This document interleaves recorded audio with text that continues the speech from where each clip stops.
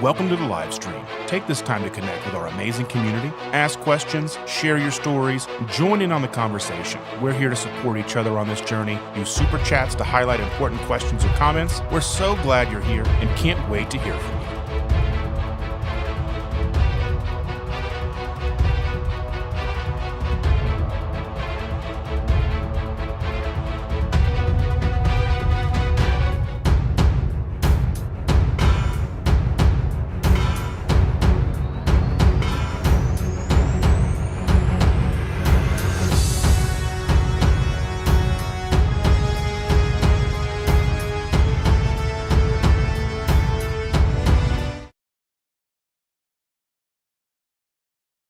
Welcome, everybody. Thank you so much for being here tonight. This is episode number 5 of the Keto Crusade. You have me, Dustin, KetoSimple, and the wonderful people that I have here before you. We have Victor from Southern Keto and Chris from Chris Cooking Nashville. Thank you, gentlemen, for being here. How are you doing this evening? Man, I am great. How are y'all doing this evening? I'm doing fantastic. I'm super I'm excited hanging for in this. there, fit as a fiddle, and happy to be here, guys. That's awesome. So tonight we are talking about something very important and I think does go under the radar, and that's success. So often we're talking about what our failures are. We're talking about what doesn't work. But tonight we're talking about winning the battle. We're winning the war. Then how do you feel about that, gentlemen?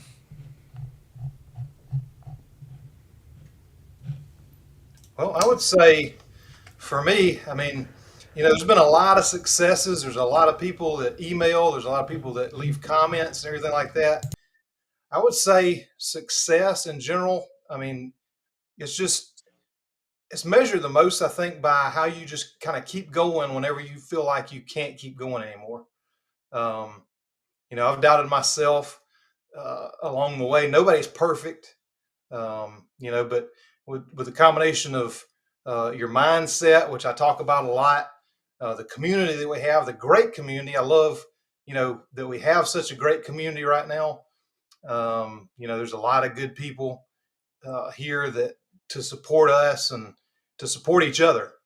And that's a huge key. So, success to me, that's kind of what it's all about. Just don't stop. If you, like I say a lot, if you mess up, realize you messed up, don't beat yourself up over it, and just keep on pushing. And that to me is success. We're all going to fall off track. Everybody does, myself included. I've talked about before, like, over the holidays, I knew I was going to gain weight. Making cookies all the time, things were going to happen, but, and creating recipes and stuff, it's just, that's kind of a part of it. If I bring you some cookies, then I'm eating 10 times the amount of cookies you are. So, just to test it out and make sure everything's right. But, you get right back on track. So, I'm as guilty of it as anybody else, but, that is success to me is, realizing what's going on, sticking with what it is as soon as you get done with what you were doing that you may have messed up on. And, hey, y'all, make sure y'all leave down in the chat too what success means to you and some successes that you've achieved. If you got any, short stories, I know we'll have a lot of comments, but, if you've got anything that overall you feel like you've been really, really successful in, like myself, I've lost about, I say 75, probably more like 85 pounds, fixed a ton of health conditions. That's kind of my success story. I want to share that, and, as well as some of my background and other things. So that's what success means to me. We are succeeding. We are, getting this message out to a lot of people. And, that to me is awesome. That's what it's all about. If we don't share this message, you're not going to hear it in the mainstream. It's a grassroots movement that we have to be a part of. We have to push it out there. And, thanks to our awesome community for sharing that with everybody and helping us push the message out. That's succeeding. That's winning. I totally agree with Victor. I think there's a lot of different things that our successes and our wins are going to look like for each of us individually, and I think it's a great idea. You guys tell us in the chat, like, what are your victories, what are your successes, what are your wins, what are the things that are keeping you going. But I think that there's a lot of different maybe details we can get into of what success might actually look like, or what each of us is trying to achieve. But I think on a broader scale, what I really see as being something very successful that I'm really excited about, we are seeing new people in our live streams, in our comment sections. I am seeing on a daily basis just about at least a comment or someone popping up in a live stream or something every single day. I'm brand new to keto. I'm brand new to carnivore. I just found your channel. This is the first recipe I've watched. This is the first live I've been to. Like, this is happening regularly. And I think that it's easy for us maybe to get roped into the drama of the media of, as Dr. Barry would say, keto butt crack is going to kill you, or, these various kinds of things. And we feel like, we're fighting this like losing battle, and we see the next thing that big food or big pharma is releasing, and there's all that stuff out there. And of course we are battling against these things, trying to get good information out there to help people. But I think we are seeing a real massive growth, and we are seeing a lot of new people who are starting to come to keto and carnivore and low carb ways of living, and they're starting to reach out and they're trying to change their lives. In fact, Ash and I were just at the bookstore yesterday. I was looking at cookbooks and researching for some things for my own cookbook I'm going to be starting to write. I'll tell you guys more about that, but I'm going to be working on that, and we were researching it. And so we were in the cookbook section, and there's like the regular cookbooks, and then around the side is the health related cookbooks, right? And so it's all the keto books and all the paleo books and all that stuff are there. And a couple walked up, and they saw that we were looking for anything carnivore related. We were looking at keto stuff, but we were looking specifically to see if there were any carnivore books. And they were like, oh, we're looking for carnivore books too. And so we started talking to them, and we ended up standing there and talking to them for a little while, and they did carnivore for the first time in January. And they are both super excited about it, and they were traveling from up north, headed down to Florida, swung into a bookstore, and just happened to run into me standing there by the carnivore book section. Imagine that happening. And so we got to talking, and I told them about like what it is we do. And they had never heard of my channel. They'd never seen any of it. They were just randomly in this bookstore looking for carnivore cookbooks for ideas, because they feel so good on this lifestyle, they're going to stick with it. And so they're looking for some ideas for carnivore recipes or ways they can incorporate into their life. And like what a weird and cool set of circumstances to randomly run into people in a bookstore looking for carnivore recipes when, hello, that's what I do. So like this kind of stuff is happening more and more. We're seeing more people talking about carnivore in our everyday lives. We're seeing more people pop into the channel. We are hearing about this more and more through all of these outer media outlets, and it's starting to work its way into the larger media outlets. It is a real growth, and I think that, when it comes to success on an individual level, we all have our things we care about, but on a broad scale, I think we are winning this battle little bit by little bit, and we have a very large battle to fight, but I think piece by piece, we are gaining ground because more and more healthy people are becoming outspoken about they got that way. And it's like 6 months ago, a year ago, 2 years ago, whatever, I wasn't who I am now. How did I get here? I went keto. I went carnivore. I stopped listening to this. I stopped listening to that. I'm off these medications. I'm doing this. I have this great thing going on, whatever their story is. And more people are starting to catch on. And as Victor said, this is a grassroots movement. This is a word of mouth, person to person thing. I loved listening when Ash and I were at Keto Palooza, and I'm sure Dustin is going to remember exactly what I'm talking about here because he was there too.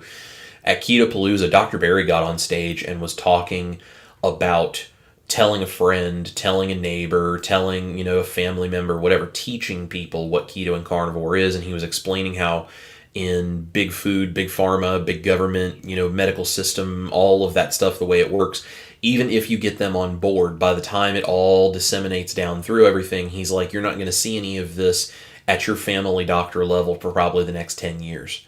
Even if it's all believable and documented and approved and whatever in the minds of all of the people in charge, it takes it that long to work its way through the system. And so he was like, don't wait 10 years for your doctor to catch on. You have so many people in your life that need your help now. They don't have 10 years to wait for it to come through the system. You need to go to the people that are next door, the people that are in your life, the people that you have access to, and don't preach at them, don't yell at them, don't ridicule them, don't do any of that, but encourage them, give them that example, show them what you can do with your health, with keto and carnivore, and just teach people to change their own lives, and then encourage them to go teach somebody else. And by doing that, we gain more and more and more people on this keto crusade that we are on, which is why we do what we do. And I think because of the massive growth we are seeing and the people that are showing up in live streams and chats and how this is getting everywhere, and just the massive growth of the new people who are saying this is the first time I've ever done it, I believe little by little we are winning the war. And I agree with that. And I want to touch on a little bit of that that Chris was saying. Going out and spreading the word the best you can, but you have to be subtle about it. You have to be methodical. You have to be open, and you can't be pushy, and you can't be a jerk about it. You can't be fanatical or sound crazy. And yesterday I went out to lunch with some coworkers that I hadn't seen in a long time for a company that I worked for up until 2019. I worked with them for about 10 years. And the funny thing is the first person that I walked up to was a coworker that's been very close to me for a very long time. And the first thing out of her mouth was, "I've been doing carnivore." And I was like, "Do I have a channel for you?" And you know whose channel I gave to her, right? Because I texted him right there. I was like, I've been shouting you out, buddy. And so I gave her your channel. I told her about our meetup in May. Um, Tried not to talk too much about it in the beginning because there was a lot of us sitting there talking, and I didn't want to, obviously dictate the conversation. But as things kind of wound down, she was asking me questions.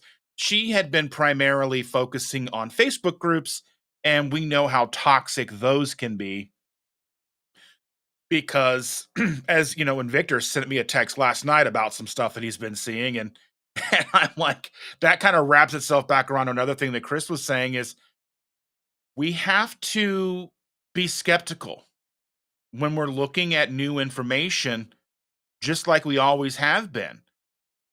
Just like the first time I heard about Atkins in the early 2000s, just like when I heard about keto, any kind of new lifestyle switch or change, any major thing you take on in your life, you've got to be skeptical about it. You have to ask questions because I think just blindly jumping into things isn't always the best practice. And I think the same thing once you're in this lifestyle, whether you're carnivore, whether you're keto, paleo, whatever end of the spectrum of the proper human diet you're on, you have to be mindful that there's going to be bad actors coming in because we are winning the war. We are winning battles, but we're going to lose specific things. We're going to have people coming in and trying to throw wrenches into the works because we are being successful. We are helping people. As news articles come out promoting positive things with this lifestyle on the spectrum of the proper human diet, you can bet there's probably going to be 2, 3, 4, 10 articles coming out that say all kinds of crazy things. Well, you should leave the butter and go back to seed oils, or I don't even want to talk about like all the weird things that come up because I think they're just complete distractions.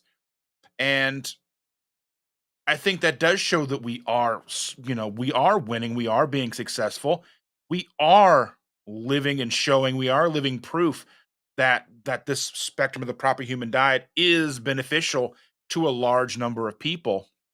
And I think we have to keep that in mind, because when we are looking at these articles, when we are looking at these posts, and we are looking at these new uh, influencers that pop up, I mean, there's going to be AI influencers. Sometimes it's very difficult to tell if somebody is real or not. And we have to understand that they're going to come up with these weird things. Like I asked Chris last week in his live, what do you think about the carnivores promoting you don't need salt? You know, and I think it's funny. And you know, are there people out there who probably don't really need to salt their food? I'm sure there are. Just like there were people who probably need 3, 4, 5 things of electrolytes a day. It's a spectrum. There's going to be people who really don't feel they need to salt their food and they feel fine. They don't have cramps. That's part of their journey. They have to figure that out. We've all been working diligently over the course of many years, months, weeks, years for us to find out what helps us and what helps us be successful in this journey. And I think we just can't lose sight of that. We can't we can't fall victim to the clickbait. We can't fall victim to the weirdness that's out there, because we're going to see it, and we can't just believe everything on a surface level. We have to be detectives in a way. We have to dig a little deeper. So I think with that, you know, I think that we are unstoppable and we are winning this battle. And to Chris's point, I don't know what Dr. Berry said. I didn't hear that, but when he's talking about doctors taking 10 years or so, I mean, you've got doctors that have been doing this for 30, 40 years, have never heard of this thing, and they're training the new doctors, and they're telling them what prescriptions that, you know, to give, and the medical schools are teaching that. And so, you know, for that for the diet to infiltrate that deep, I mean, it is going to take a long time. Um, and when I started my channel at first, it wasn't Southern Keto. I don't know if y'all know or not, but I've tried about every diet in the world, and I ended up coming back to low carb and keto at the end of it. But I started this channel, and it was originally called Your Best Body Blueprint. So if you've ever seen any of my old stuff, that's from the very beginning of the channel, my whole reason for starting the channel was I wanted to start doing meal plans, just like I had done way back, and help people. So I wanted to kind of put this channel out there and promote it locally, to help my local community, to eat better. I mean, diabetes down here is just, this has got to be one of the worst parts of the country. I mean, from South Carolina to Georgia, Alabama, Mississippi. I mean, this is diabetes central here. And so I really started it to get local people in, and I was promoting it on my personal Facebook and things like that. And it was going to be more of a wellness thing. Well, the wellness is great, and I'm branching out more into some other things now like that. But it all starts with what you eat. And I mean, so I've done the old bodybuilder's diet, which is what I haven't gone back to that. I've added in some other things, but that's what I started with. South Beach, vegan, vegetarian, Maker's Diet, Sonoma Diet. I mean, we've tried just about everything over the years. I'm a guinea pig, so I love trying new things just to see how it'll do. I did well on vegan for probably 3-4 months until I started feeling really bad. And I think a lot of people come to keto from vegan, or most come from standard American diet. I mean, that was the majority of my life was standard American diet and standard Southern diet, which is even worse. So the way we eat down here is unbelievable. If y'all are not from the South, you would not believe what some people eat down here. But I started the channel, and it kept, I'd have a video that got 2 views. I'd have a video that got 3 views, 0 views, probably some that had negative views. And, then eventually, the one comment would come in like, hey, I tried this recipe and it's really helping me because I'm starting on this. And I'm like, okay, well, the basis of what I'm trying to do is a low carb diet. So I'm going to start this Southern Keto thing. I'm going to do mainly recipes, but my long-term plan is to throw in some of this stuff. Like if you've seen some of my shorts, like if I see something that comes up like the American Heart Association heart check, which is totally bogus. Things like that, I just want to put to people's attention, not necessarily harp on it, but if you're not aware of it, then, a lot of people will go to the grocery store and they're looking specifically for those things because they don't know. So education is just a huge thing. And now just seeing people's success stories, I mean, that's what's driving me now. I mean, the comments are unbelievable that you guys have come up with. Like, this has helped me do this. This has helped me reverse this. This has helped me lose this much weight. Somebody yesterday just said that they had gotten to their goal weight, which was about 120 pounds less than where they were. I mean, things like that. That's what it's all about. That's what can be done. That's how powerful this way of eating is. And I mean, you guys' successes are our successes. And, you're helping us put some message out. I mean, and you don't have to say anything. People are going to ask you like, well, wow, you look a lot different than you did a year ago. What have you been doing? It's going to spread. I mean, you can't help but talk about it. But, Chris is right. I think Dustin mentioned too, you can't go and just push it on people like, hey, I'm looking good. This is what you need to be doing. People are going to come ask you, and you're going to be able to talk about it because of the testimony that you're giving just by what's changing in your life. Your energy levels may change. You'll probably be a whole different person. I mean, there's stories like that all the time. I know you guys get it as well. I mean, Chris has done something. I mean, I read some of Chris's comments. I mean, people were doing unbelievable things with carnivore. People were doing unbelievable things with keto, even dirty keto. And, when I started my channel, before I did the Best Body Blueprint, my channel idea was going to be called the New Standard American Diet. And what I wanted to do with the recipes was just replace what people were eating. So if somebody was eating like a Snicker bar, all right, let me come up with a better version of the Snicker bar for them. If somebody's down here eating green bean casserole, squash casserole, whatever it is, let me make a healthier version that if they just change their diet and start eating these things and didn't do anything else, I mean, it's going to, just eating the whole ingredients and good ingredients are going to change your life. And then you can dig into it more and pare it down even more. But that's why I started doing that Keto for Beginners series, because I'm like, people, somebody emailed me and said, look, I've been just eating these recipes and nothing's happening. I'm like, well, that's not really what I designed. And maybe I should have done that in the beginning in hindsight. But so now I'm kind of going back to basics, and then you can use that stuff, but, to fill in the gaps. But, that was kind of my intention. And, it's been a great success, and seeing y'all's successes is what makes me feel successful. And that's what it's all about at the end of the day. That keeps me going. That keeps me wanting to do what I'm doing. And hopefully y'all like some of the wellness content that I'm bringing up too. But sorry for rambling, but go ahead, Chris. I'm sorry. No, you're good, man. I was just listening and enjoying. Every now and then when one of us gets to preaching, we just drop some good knowledge. You just let it go. It's good. No, I totally agree. And I think what's really interesting is Ash and I have both had this experience a lot lately where we end up talking to somebody about keto and carnivore. And we have this experience where, when we talk to them and we're like reasonable and we're common sense about it, and we're not, telling them you need to eat 4 sticks of butter a day, or you're not doing it right, or you have to eat 4 pounds of ribeyes and salt and nothing else. Like, when we don't go to that extreme thing, average, regular, normal, I'm trying to change my life people appreciate that, and it impacts them way more. And they oftentimes will tell us, like, you guys aren't really what I thought you would be. Like, when I heard that, you were keto, you were carnivore, you were whatever, I expected you to be like the Facebook groups or like the YouTube comment sections, or whatever, with some of the craziness, right?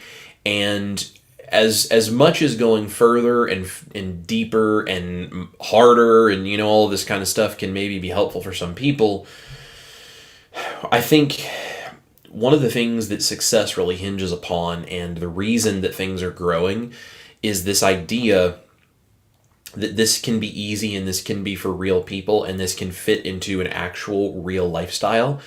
And this is not about just overnight flipping a light switch and giving up everything you've had for your entire life to do something that everybody else thinks is totally crazy. This is based on common sense, it's based on science, it's based on the results of hundreds of thousands of people that are now out there in the world that are talking about these low carb ways of eating, and they're showing their results. And so it's not us trying to be crazy or do anything that is here from a standpoint of, can we be shocking, can we be dramatic, can we any of those kinds of things. That is not our point, that is not our purpose, that is not why we are here. We are here to say, you need to figure out what works for you. You need to find the things that help you be stable. You need to find the things that help you feel like you are in control, like you can maintain a lifestyle of making better choices for yourself. And that's low carb ingredients, and maybe sometimes recipes, and maybe it's not lots of recipes. Maybe it's really simple because you hate cooking. Like, whatever it is that works for you, however you adjust the style of how this works, and you play with things like your carb content. Do you do 20 grams a day? Do you do 50 grams a day? Do you do 10 grams a day? Do you have to stay as close to zero as possible? What about your fat? Are you high fat, moderate protein? Are you moderate fat, high protein?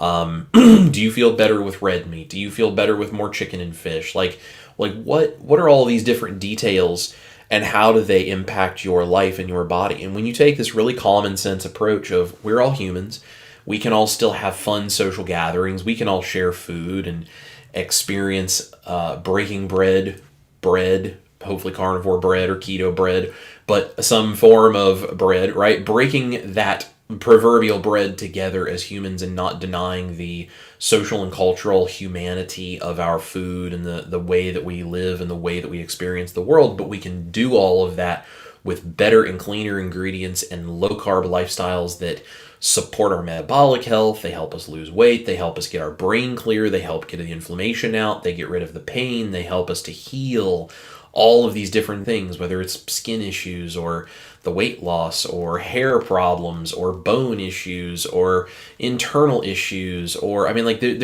there are thousands upon thousands of things that people have reported that they are fixing, reversing completely, even treating things that are just progressive diseases that are supposed to always get worse. They're actually going backwards for people, and they're seeing improvement in symptoms doctors say is impossible. Like, these are the kinds of things we're seeing, and it's not because of people eating sticks of butter and eating raw slabs of meat with no salt and going as crazy as they possibly can. This is all very much based on just real life common sense things that are being taught gently and politely and with authority, but in a very loving, kind way, rather than the I'm going to beat you over the head with my belief like it's a religion vibe. And that's why this is working. That's why so many people are starting to come around to this, because Ash and I get this reaction from people thinking, I didn't think you were going to be that way.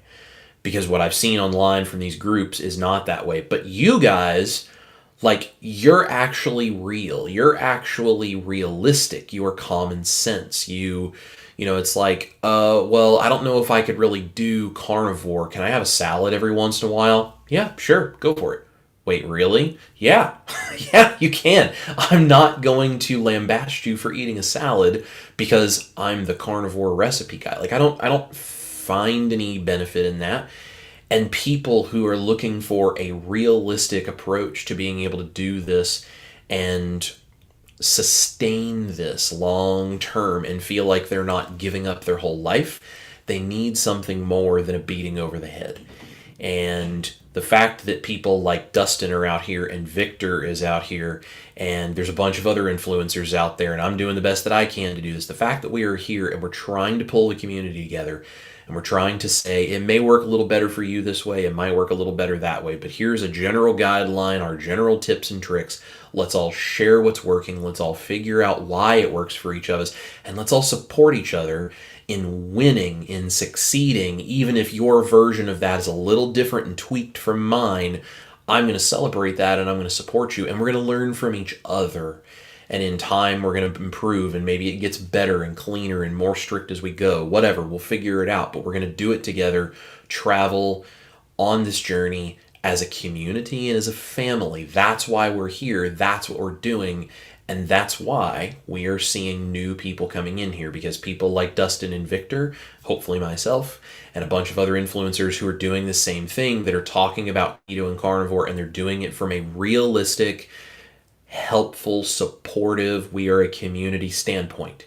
They are reaching new people, and the buzz terms about animal-based diets and keto diets and carnivore diets and getting rid of inflammation and reducing your oxalates, or like whatever the things are that are out there, it's all starting to permeate further and further, and new people are starting to come in and look for answers. And not going to get into politics, but because of everything that's going on politically with movements like the Make America Healthy Again, like any of these different things, it's in people's minds. It's in the media, it's on TV, it's in the newspapers, it's online, it's all over the internet, on YouTube, it's everywhere. So people are thinking about this. This is our opportunity to supportively and with actual common sense and reality go and scoop as many of those people in as we can and make them feel welcome and make them feel supported and help them change their lives one step at a time, one ingredient at a time, and give them the resources to help truly impact their future. And that's what we're really trying to do. And I think we're seeing that happen. And I'm not going to speak for myself, but for these two guys on the screen here, these two guys that are with me, these are the kinds of people that are pushing and driving this forward. This is why it is succeeding, because guys like Dustin and Victor are here doing the work and trying to help people, trying to put this information out there, and more people are finding us every day.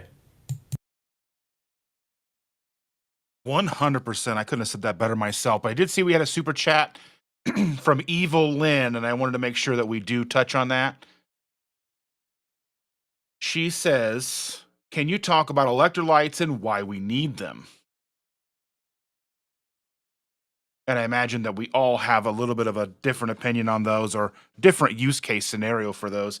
I know how I utilize those. I use them as I need them. I don't necessarily drink them every single day. Some days I do, especially when it starts to get hot outside and it's 90 degrees, 80 degrees, and I'm outside more, especially if I'm out with the granddaughter and we're going for walks, or we're going to the park, or I'm trying to keep up with her and it's super hot and I'm sweaty. I'm going to utilize more electrolytes, or sometimes even in the wintertime. Because I do know that it's cold out and it's very, very cold and dry. People will not think about their thirst and they won't think about their hydration. So I think it really just depends on how you feel. Um, Are you crampy? Are you thirsty? How do you feel? And you don't necessarily need to use Salty or Element or any of the other brands out there. You can hodgepodge your own together. You can make your own. I know Element has a recipe on their website. There's snake juice. You can go and find that guy's recipe. There's all kinds of them out there. So that's kind of my take on it. I think if you need it, you can take it every day. You can go every other day. Really just depends on what you need. But we'll talk and we'll let Victor and Chris kind of outline how they feel about it. Yeah, and I've got an electrolyte recipe that I use that I kind of put together primarily to begin with to save money. But secondarily, there's some things that I think that some of the brands are lacking in that you can find. But now I do use Salty packets, but I would say 95% of the time I make my own. And I've got a video on my channel how I make I've actually got two. I redid it. I kind of changed my formulation a little bit just a few months ago. But why we really need them is we're talking about magnesium, we're talking about sodium, we're talking about potassium. And those are stored in and around your cells. And when you're eating a higher carb diet, then those are stored in the cells with some water. Well, you start keto, you're going to start losing water. That's why in the beginnings of keto, a lot of people will lose a lot of weight really fast. You're losing water. And so when you lose that water that's in the cells, with it goes the sodium, the potassium, the magnesium. And those are crucial for bodily functions, not to mention, just to avoid the keto flu, or that's what we call it. I mean, it's any diet, any way that you look at it, going back to even Ayurvedic and Chinese medicine. I mean, it's detoxification symptoms is what it is. Your body is detoxing, getting rid of junk. And so when that happens and you totally change that, you're going to have headaches. You might have, you might be really tired. You might have brain fog. You might have a lot of symptoms that if you have the correct amount of electrolytes and you're replenishing your electrolytes, you can avoid a lot of that stuff. And so when Dustin's video came out, I'm like, I mean, and I've got a channel. I do videos and I talk about stuff like that. I'm like, man, when I'm out working in the dead of summer, you don't have to tell me I need electrolytes. I know. I listen to when my body says, hey, you need something to drink, it's usually electrolytes. I drink very little plain water. It's either usually Zevia, mineral water, or electrolytes. When I get thirsty, I drink it. You don't have to tell me that in the middle of summer, but wintertime too, you might get into kind of a little funk. You might be a little bit low energy. And Dustin's video came out. I'm kind of like, well, man, I've kind of been feeling like that the last few days. So, and I'm thinking, well, when's the last time I had any electrolytes? And I mean, I'm deep into keto, more low carb now, really. But, I mean, I'm probably 40, 50 grams a day total. So I did some electrolytes. I'm like, yep, that did it. The sodium especially is something that is helpful in keto, but it really is just, I mean, your body needs the magnesium, potassium, and sodium to function correctly. And so that's really why you would want to do that. And I see the question up here that Dustin put. My last blood work showed my sodium was high, so no electrolytes. Correct.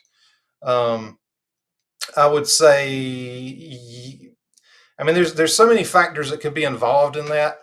That would be a question for your doctor. I feel like that's getting in the realm of medical advice, and none of us are here tonight to give medical advice. We're giving our own personal opinions and experiences. I would, if it were me, I would probably do some myself, but not the amount. But I'd have it checked, and there's a reason that's high, and that's what you really kind of need to get to the bottom of, is why the sodium's high. It's not from getting too much salt 9 times out of 10. There's an underlying reason that you need to find, and so yeah, you can totally make your own electrolytes, cheaper, but I keep the salty packets if I'm on the go. I don't have time, especially if I'm traveling. I mean, you don't want to go through the airport with a plastic container of white powder. It doesn't go real well with TSA. So having something in little packets, that's kind of the ticket. Our shows and things in the fall and winter, we don't have time to bring all the stuff with us. So, for me, the convenience of those are awesome, but I'll make my own. Chris, what do you think about it? I love my electrolytes. I love, specifically the ones that I use most frequently are Salty by Keto Chow, and I think all of us probably have a discount code for Keto Chow and Salty, you can probably go to our description boxes and click that, and saves you 10% and gives us a little credit, a little kickback for the fact that you used our link to go to the website. We appreciate that. It's a easy way if you're going to go buy Keto Chow or Salty electrolytes or something anyway, then it just makes it a free way for you to support us in the process, and you save some money as well. I drink Salty every day, and I do that just because it's really convenient, and I love the flavors. They work really well for me.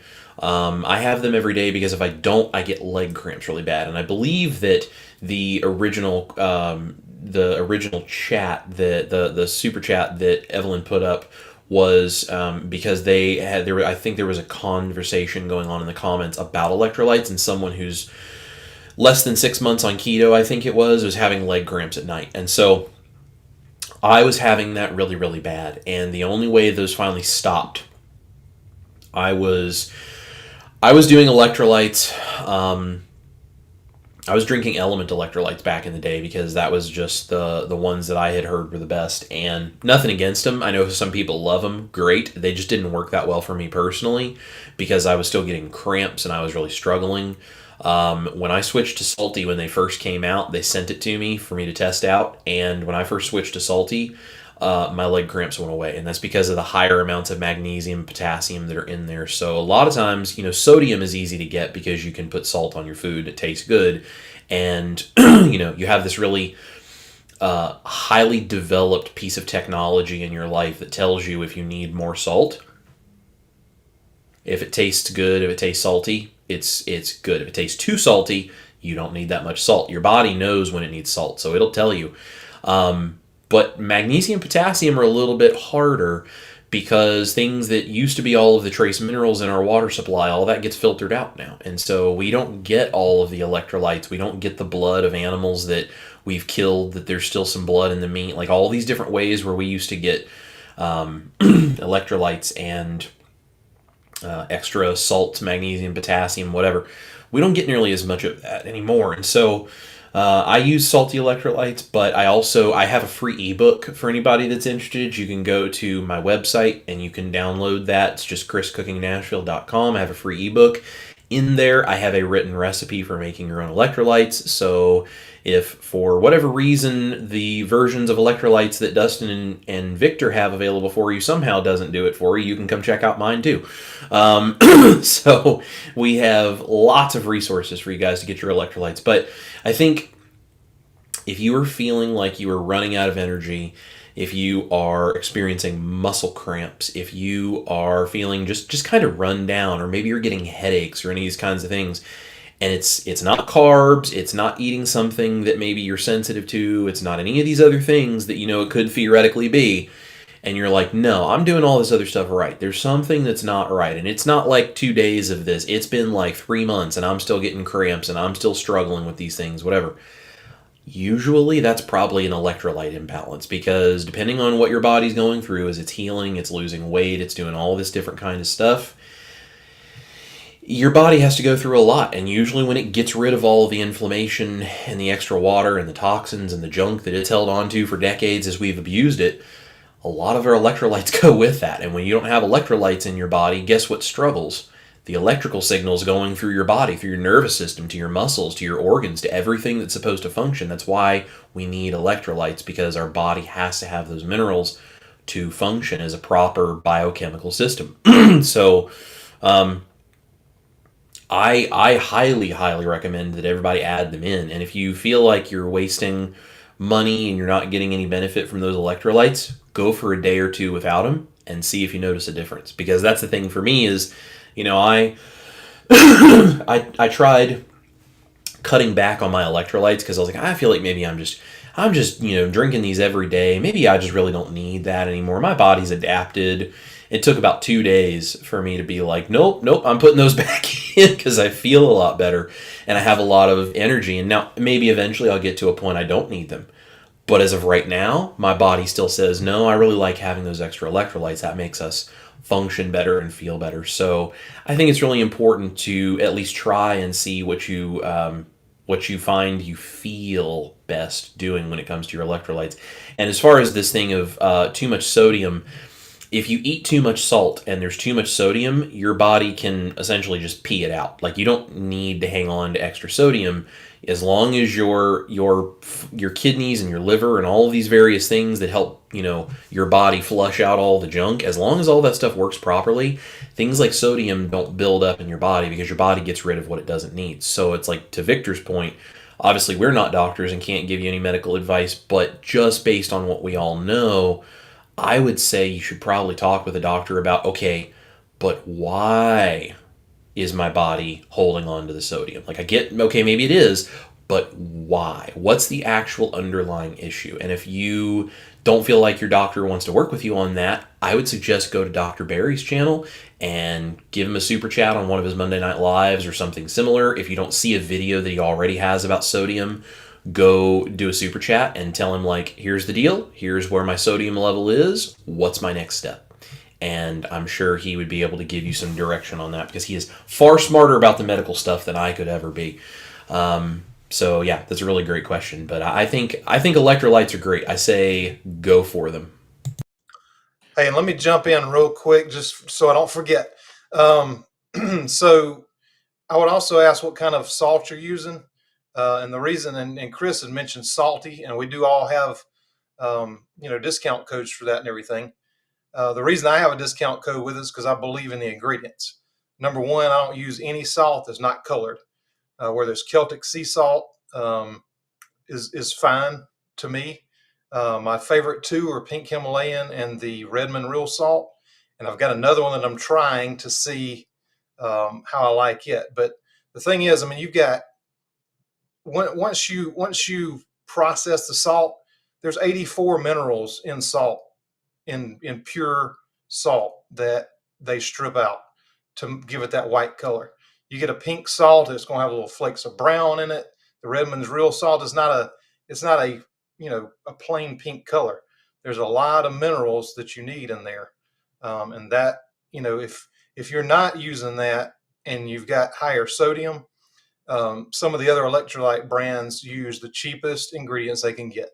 That's why I'm not a fan of some of the other ones. I won't be promoting them. You won't hear me talk about them. I don't like them. The cheaper salts are not doing you any good. The iodized salt is not doing you any good. The iodized salt doesn't have enough iodine to do anything in it. So your salt choice, what you salt your food with, is super important. Get pink Himalayan, Redmond's real salt. Another one I'll be talking about soon. Something that has not been stripped of all the mineral content. And one question I have is, we obviously want to talk to your doctor, but one question I would say is, what does, in their opinion, high sodium mean? Because I think that's the thing that we have to look at, because for so long we have been promoting, or have been promoted to us, a low sodium diet. So if we're still looking at a low sodium context, is the high sodium that they're looking at actually high? Would you look at, could they provide you with the numbers? And then I would say what Chris said, go talk to Dr. Barry, send a super chat, and one of us does, like, I think 2 lives a week most of the time. Drop a super chat, probably $5. Hey, these are my sodium numbers. Would you consider these high? And I would say go from there. I think that's a good place to start. Just because your doctor says something is high, and I'm not trying to say you can't trust your doctor, but I'm saying second opinions are always helpful. And I wanted to say, just kind of staying within this electrolyte conversation that we're having, there's another question in here. This one is from unknown. So they're probably just wanting to be anonymous. So what they're saying is, what if one suffers extremely from muscle cramping on a daily basis and taking electrolytes daily doesn't seem to work for me? I have to drink salt water or soy sauce water to alleviate the cramping. So that would say to me, maybe the electrolytes you are taking aren't sufficient in sodium content. Maybe the ratios of potassium and magnesium aren't sufficient as well. Not to say that soy sauce and salt water would have those as well, but we all know that not all electrolyte packets or all electrolyte mixes are created equal. Like, say, there are brands out there that don't even have magnesium in them, and they are much lower in sodium than you would think. And then there are some that are about 1,000 milligrams each. So, or yeah, 1,000 milligrams, so 1 gram of sodium per packet. So I would kind of start to play around with that. Look at the packets. Look at the brand you're taking. Look at the actual content in there, and kind of say if I'm taking 2 tablespoons of soy sauce or putting this amount of salt in my water, you know, how much am I using? What's actually in these electrolytes? Because again, all brands are different. They're all utilizing different ratios of sodium, potassium, magnesium, um, uh, chloride, and all these things, or whatever it is. Like they'll even put some like baking soda sometimes in there. So these are all wonderful questions to ask. Because I mean, you want obviously you want to make sure you're alleviating those cramping, because cramping in the middle of the night is awful. And another one from them that says, plus, I have a doctor. The doctor has given up trying to figure out why cramping is so bad. So you have a doctor that's given up. It's time to find a new doctor, because you have the power. You have, basically, it's with anything, with any kind of service that is being provided to you. Choose with your wallet. Choose with your HSA. Choose with your health insurance. I know sometimes it's difficult to find a doctor, but there are resources out there. I don't necessarily know where you're from, but there are resources where you can find low carb doctors in your area. I know in my area, unfortunately, there isn't one that I found, because I'm trying to do some things in the central Indiana area to help others who don't know about this kind of stuff. So I have been looking to see if there's a practitioner in the area that would be willing to help me, and I haven't been able to find one yet. But this is just one of those things where uh, just kind of understanding how much sodium is in there. I think pickle juice doesn't work for them. So yeah, I would say just kind of pay attention to the electrolytes you're actually utilizing, because you can get the different brands out there. Like typically the brands that are sold in most grocery stores aren't packing enough punch. Unfortunately, we're in a situation now where to get the good ones, you either have to make them yourself or order them online. Now, like we've all said, we all are affiliates with various electrolyte companies. We're all affiliates with Salty, which is a subsidiary of Keto Chow. So any one of us can give you a discount on that if you so choose. If you're going to buy it anyway, look into that for us. We do get a kickback on that. So full transparency there. But just we want to make sure that we're providing the most accurate and most open-minded information we can, because again, not all electrolytes are treated equal, because Salty and Element are they're two different formulations. You're going to get different ratios. So one may work and one may not. So, and I I wanted to wanted touch. to. Okay, go ahead. Sorry. Sorry. Yeah, I was just wanted to jump in because I just saw it popping up in the chat related to what Dustin was just saying about these electrolytes. If if certain things, like say for example pickle juice is not helping, but if you're drinking salt water or the soy sauce water or whatever, if that's alleviating it some, it says that there's something about that that is not in those electrolytes, which is why it's helping. So one of the things that I would say is the first thing you need to do, because I don't know what kind of electrolytes you're talking about using, but you need to look at what is the form of magnesium and what is the form of potassium, because different forms of things like sodium, magnesium, and potassium are more absorbable than others. And if they put like a cheap magnesium, or if you order the wrong kind of magnesium or something, you can put buckets of that stuff in there and your body doesn't absorb enough for it to actually make a difference. So make sure the kind of magnesium and the kind of potassium you have are the right kind. And for me personally, if I'm cramping, it's a magnesium issue. It's always for me that I'm low on. It's always magnesium that makes a difference. But if I don't have the right kind, I'm just wasting my money. So I would just throw that in there of specifically what forms of those minerals are you getting, because that makes a huge difference. So, yeah. So there you go. To your point, you're using my recipe and it's not helping. So I would add more of the salt to it, if that's what it takes to. And if you use, as long as you're using the Redmond's real salt or the pink Himalayan, and it's real pink Himalayan, because there's knockoffs out there too. Um, and so if you're using those and it's not enough, I mean, sometimes I'll drink 2 to 3 Most of them are going to have about 1,000 milligrams of sodium, but like Chris said, the form of sodium that it is vastly different in what element uses, what salt he uses. But if you're using the Redmond real salt, like I recommend, or some real pink Himalayan, add more of it. And then you won't have to go and supplement with soy sauce. I mean, it's definitely the sodium, because soy sauce has, I mean, trace amounts of magnesium, potassium, but I mean, you'd have to drink a lot of it to get, you think of cramps, usually you think of potassium. But I think your case, it is definitely so. Just add more of the salt in there. Um, and I mean, prime example, my wife, as much as I hate to admit it, she doesn't like my recipe because she likes the taste of Dr. Berg's electrolytes. So we get the Dr. Berg's electrolytes for her, and I dump sodium in it because it has very little sodium. The magnesium, potassium is okay, but the sodium in it is like nothing. So just about every electrolyte, including mine, is going to be about 1,000. But sometimes I may, especially in the summertime, I may have to do 2 or 3 a day of them. Some people are doing, 3 to 5 grams of sodium a day, depending on where you're at. If you're brand new, especially, you're going to need more, until your body gets adapted. So yeah, if you're using my recipe, just add in a little more salt. You could safely double it, and just see if that helps, so you don't have to supplement with the soy sauce. There are a couple super chats that I'm going to grab and get to. This one right here is from Yogi for Chris and Ash. Thank you so much, Yogi.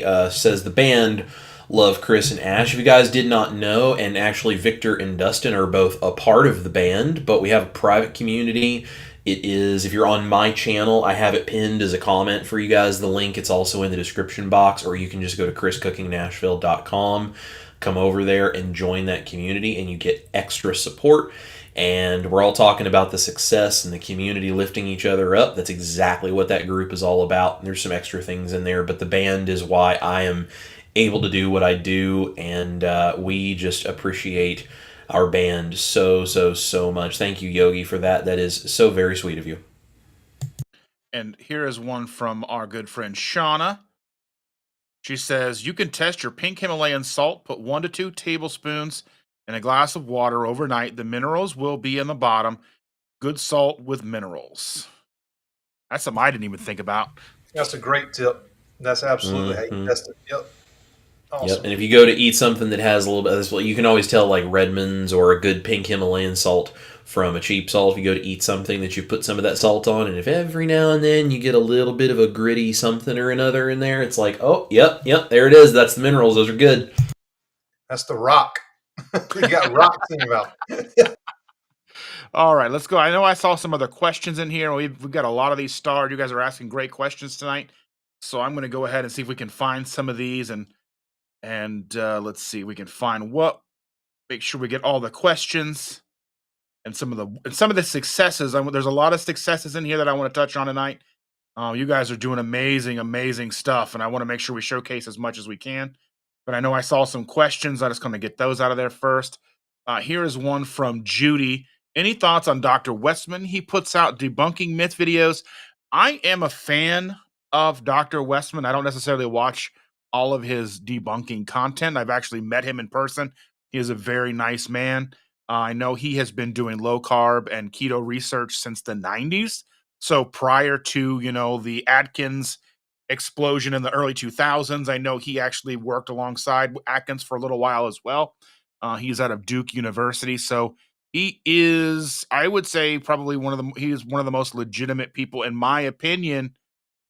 So you take that with a grain of salt, if you will, out there. So I think, Dr. Westman is pretty spot on. And again, I don't ever agree with anything or everything anybody says, but he is one of the top people out there that I can typically agree with most of what he says, or typically agree with most of what he says. Now, the other gentleman may have different thoughts on Mr. Westman, but no, and I completely agree. Dr. Westman is doing great work. His protocol, which I didn't even know until somebody asked me one day, is this Dr. Westman's protocol? And, what I was talking about of how to do like basic keto and what I do. And then so I started looking into it. I'm like, well, yeah, he does about exactly what I do, because I felt more aligned with what Dr. Berg was doing, except for the fact of he was talking about doing 7 cups of salad a day. And I'm like, man, I can't do that. And I don't know many people that can. And so just, experimenting, and what I've done over the years is a couple cups of salad a day, which is what Dr. Westman recommends. And for those fortunate enough, and there's somebody in my private Facebook group that is a patient of Dr. Westman's that goes to Dr. Westman, and he's personally coaching them and helping them up at Duke University. So he does fantastic work. He does these debunking videos and stuff. Yeah. But yeah, he's a fantastic resource. I really haven't found anything yet that I don't agree with that he has said, but again, I don't watch a whole lot of them, but I know enough to know that, I've read through all his protocols and things, and I completely agree with it. That's the way to do keto. I mean, plus some of our recipes, and desserts if you have to. He would not agree with the desserts, but so maybe I do disagree with him on that. I really like Dr. Westman too. I don't watch. I'm like Victor. I don't watch necessarily a lot of his stuff, but the things that I have watched, I enjoy. I also think he is a valuable resource to the keto and carnivore world because of the fact that he does the things with Duke that he does. Because it's one thing to be a doctor in a medical system, it's another thing to be a research university-based doctor where you're doing like the actual studies and you're involved not just in the medicine side but the university side. And he is really good at understanding what needs to go on sort of the research side of being a doctor because of his involvement at Duke. So it's just a really good insight that I think is a very valuable resource for the keto and carnivore world as we're trying to get more information out there. We're trying to take in more information from the studies or understand why things are certain ways. Like, he is the guy that is the expert at that. And, again, we don't necessarily agree on everything with anybody out there. We always kind of all have our different tweaks and whatever. Maybe there are things that I wouldn't agree with him on or whatever, but I think overall he's doing really good stuff. And I think the diversity of all of our various interests and skills and the connection points we all have is what makes our community work so well. And I think that that makes him a really valuable resource for our community that we should all really be able to appreciate the things and the insights he can offer and the things he can bring and the knowledge that he has. So I think he seems like a really cool guy. I'd like to meet him someday. I'd like to hopefully get him on Keto Crusade one time. I think we would probably be a great episode if we could get him and pick his brain a little bit and have him hang out with the community for a little while. That being said, it looks like Jennifer Lucas has a question. Jennifer Lucas says, have you shifted more to eating for fuel more than eating for pleasure? Have you stopped eating both in a fog unintentionally and binge eating? Well, I can take that one first. I eat for pleasure too. Now, what I will say for myself personally, I don't snack between meals. Now I make keto snack videos. I make keto dessert videos. But I eat all those in my eating window. So, like if I'm going to have a snack, like say some of the low carb chips or whatever that I make, I do it right before the meal, like as an appetizer. So I still have the snacks and things. I just don't have them between meals, because that's one thing you want to really control is insulin. And if you're snacking between meals, that insulin's constantly coming in to try to lower the blood sugar. So me personally, I still eat. I mean, to me, and I mean, a lot of people will disagree, but I mean, there's an aspect of food that is pleasurable. It is nice to sit down with your family and have a nice meal, and somebody say, "Oh, I really like this," and so I don't want to deprive myself of those things. That's why I tried to start, creating these recipes to begin with, is so that I didn't have to. Some people can't do what I do. Some people cannot have desserts, and that's just, you know, being the guinea pig on yourself. Some people call it N equals 1 or, whatever you want to call it. I call it being a guinea pig. You got to find out what works on yourself.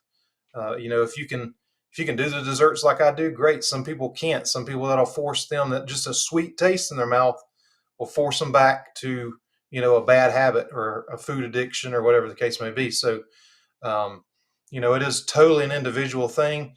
I don't unintentionally eat. I am intentional in what I eat, and I don't binge eat.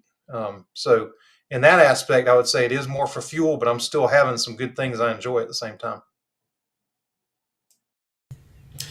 I think it's a really good point. So, Jennifer, this is a fantastic question, and I really appreciate you asking it, because this is something I really like talking about, and these two guys on screen are like, oh boy, here goes Chris. So here's the thing. The thing that makes us different than animals is the fact that we have the ability to apply our intellect and our artistic nature and our human nature to things like our food, right? You know who doesn't eat for pleasure? A spider that's sucking the guts out of whatever it is that ended up caught in its web. A predator that is eating purely off of instinct, that is ripping the innards out of something that are raw. When people say you should eat for fuel and that food is fuel and it's not supposed to be entertainment, what they're really saying is the problem is not that you are having a pleasurable experience of what you're eating. The problem is when you prioritize having a pleasurable experience and then eat things that are not actually food. That's when it becomes a problem, because that is actually poisoning yourself for pleasure. And it's the same thing with smoking. It's the same thing with drinking alcohol. It's the same thing with doing illicit drugs. It's all of that. It is the sense of high that you get from something, even though it is a poison to your body. That's what they're really talking about. And I don't think the influencers that say that are thinking about this. And this is why it bothers me and gets under my skin so much, which is why I'm so passionate about this. If you really believe food is fuel and not pleasure, then you should reach into the refrigerator, grab the raw steak, and eat it while you're walking out the door. If you take the time to cook that steak and put salt on it, you're enjoying the taste of that steak as much as I do, which means you are eating for pleasure just as much as me. You're just making a smarter choice about what you put in your body, and that's the key. So, I eat for fuel, yes. I also eat for pleasure. People who I think are focused on not anything having to do with eating for pleasure, I think it's because they can't cook well enough to make their food taste good. And that's like, sorry if you can't cook your steak to make it actually taste good, and you got to convince yourself that shoe leather is just fuel. But if that's the case, like, no offense, but I don't want to eat your food. We have taste buds on our tongue. Our body, whether you believe in divine creation, evolution, whatever, our body is made in such a way that our tongue is connected to our brain to tell us that something tastes good and we are having a good experience by eating it. That, by definition, is eating food for pleasure. The pleasure is what tells us this is good for you, it's okay for you to have it. The problem is how we have screwed up the brain-tongue-gut connection of everything by putting chemicals and artificial flavors and preservatives and fake salts and too much sugar. We have refined natural things into such concentrated amounts that when we put these things in our bodies, we have trained our tongue and our brain to think that that's what food is supposed to taste like. So if we take out the junk and we just put in good things that we know physiologically are good for us, and we know that our satiation hormones are not going to be totally out of whack because we're not eating a bunch of things that are messing with them, as long as you're putting in good things, I say eat for pleasure all day long. Eat for pleasure when you're hungry, stop when you're full, don't make dumb decisions about what you put in your food, and everything is right with the world. That's my view on that, which is why I think it's so fun to go in the kitchen and apply culinary prowess to proper human diet ingredients. And I don't think that means that I'm eating for entertainment in an unhealthy way. I think it means I'm eating for fuel and I'm entertaining myself in the process because I'm a good enough chef to do so. Yeah, and I think when you look at it like from like a perspective that I come from as somebody who is a legitimate food addicted person, um, where I would basically try to eat myself to death every day, um, and unintentionally necessarily, but the idea that if we are to be successful, for us to be successful, we have to eat for just fuel and not enjoy the foods that we eat is not sustainable. Because again, as Chris said, we have taste buds. If I'm trying to feed myself something every day, whether it's beef, eggs, bacon, it doesn't matter if it's broccoli, whatever it is I'm trying to put in my mouth, if it doesn't taste good to me, if I don't enjoy that experience, eventually I'm going to give up. Eventually I'm going to grow tired of it. Eventually I'm going to have had enough and I'm just going to go back to what did taste good to me, which wasn't beneficial to me. Now, again, we can eat for pleasure. We do so often when we're sharing meals with loved ones, friends, colleagues, when we're out celebrating. You can celebrate with food in a healthy way. We went out yesterday and I went out and I had like 4 burger patties, a little bit of cheese, some onion and pickle. It was perfectly fine. They put the bun on it. I took the top of the bun off and ate around the bottom of the bun. No big deal. You can do it. It tasted wonderful.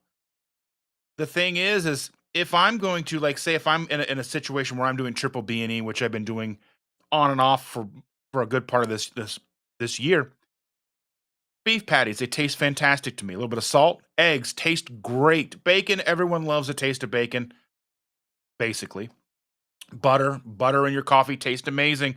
All these things taste very good. If I was trying to better myself with foods that didn't taste good, then I wouldn't be successful. And that's what we're here today is to celebrate how much success we've found by not only finding a good way to fuel our bodies, satiate ourselves, to find satiety and not have to worry about needing to stuff ourselves to the point of physical harm that I used to do and then go back for more, but where I can just go, okay, I get to that bite and I'm just done and I'm not feeling miserable. I feel good. I'm not even necessarily full. I'm just done. And that is one of those things that I never thought I would find. So, this is such a fantastic question because I think there are so many people out there who are not aware that this is even possible, especially people that were in situations like me with heavy food addiction where if I didn't feel like I was completely stuffed, I didn't get my money's worth, or I would keep going back until I did. So just finding this is just amazing to me. And I think that it has to be a healthy combination of satiety, fuel, and enjoyment, entertainment, if you will. So I think that's a very great question. I think it's a complex, nuanced answer. And I hope we provided that to you the best way we could and satisfied what you were looking for. I know that there are those influencers out there who do harp on the fact that you don't need to eat for pleasure, you don't need to eat for entertainment, but they're also not talking about finding satiety. They're not talking about proper human diet. They're still talking about everything in moderation, which is kind of a very slippery slope, especially for someone like myself. So, oh, yeah. um, let's take a look and see what other questions we have. I also like make sure that we do have time to get to um, some of these fantastic achievements that we've seen. One that I wanted to talk about here was neuroencoder. I have lost 260 pounds of fat. And I think that, that just takes, I don't know why I can't get my animations overlays to work here. I was trying to do some animations, but they're not coming through. So my apologies. I was going to do some fireworks or something, but they're not currently working. My apologies. But pretend that you're seeing sparkles.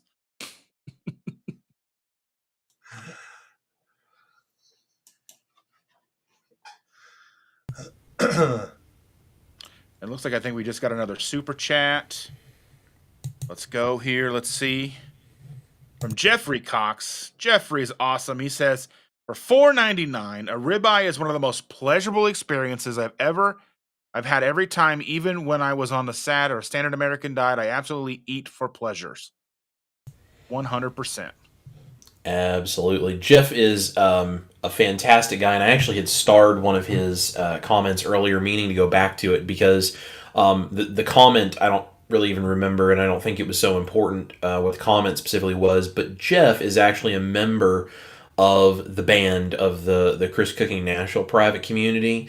And Jeff is a great example that I think a lot of people could really follow. He works with patients, he does a bunch of different things. But Jeff teaches his patients, he teaches his boss, he teaches his friends, all these people about a proper human diet. And although he himself is very strict, meat, salt, water basically, he does not beat other people up and expect all of them to be that way. He just encourages them to take the carbs out, to take the seed oils out, to take the junk out, and put in all of the good low carb foods, the high protein, the high fat, all these things. And he messages me on a regular basis telling me about his newest win with, I got this patient to let me get rid of all the junk in their pantry, and we brought in ground beef and eggs and butter and tallow, and we got rid of all of the seed oils and all the stuff. Or my boss has been doing carnivore and now they feel amazing. Or like any of these things, Jeff is going out and he is literally changing the world around him in the scope of the people that he has influence over. He is changing the world one plate at a time, and it is amazing. And he is a fantastic example that I think all of us can really learn from. He is as much of an inspiration to me as I hope we are for him. Really appreciate Jeff, and just you can see, I mean, he's had amazing results as well. And Jeff is just a good dude. We appreciate the work that he's doing and for the lives that he is also changing. Looks like we got another super chat come in, this time from Donna. She says, gotta support the channel because we need desserts. Thank you, Donna.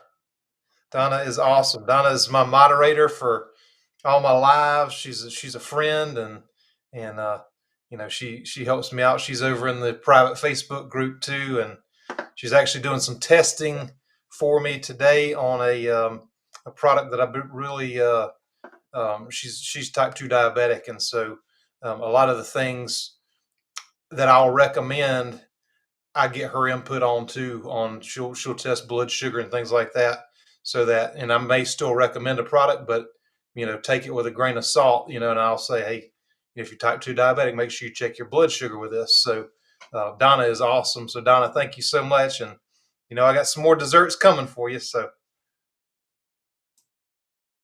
Donna's awesome. I actually had a chance to meet her a couple of weeks ago. She's fantastic. oh, that's So right, glad you that did. she Yeah. came out. Yeah, I'm glad she came out. Mhm. And Jennifer Lucas for $5 says, I'm gonna assume that she meant to say steak and egg, boys. I mean, because I'm not sharing my eggs. I don't know about you guys. I don't know if $5 would buy enough eggs for the three of us to share these days. I'm not entirely sure. I mean, a dozen eggs between the three of us. I mean, what's that going to do? That's going to make it. That's like an appetizer. That's right. I'm sure she must have meant steak and eggs, because you can get a steak a lot easier these days, it seems. Yeah. Yeah, almost cheaper. Yeah, and so I'm going to go back, and I know there's some other great. Let's see. Here's a question: Have you combined keto and fasting? I think personally, I think they go hand in hand. Now, the level and the extent and the frequency of your fasting is going to vary, I think. But realistically, once you are keto or fat adapted, fasting just sort of becomes second nature. And we're not talking long-term fast. We're talking 16, 18 hours, being able to go 20 hours and not feel like you're going to starve to death. I think that was a huge win for me when I started doing this, because when I started doing the ketogenic lifestyle in 2016, I started at 12 and 12. I was doing 12 hours of fasting and 12 hours of a 12-hour eating window just to start, because I'd never really gone that long without eating before. I mean, as far as being that overweight.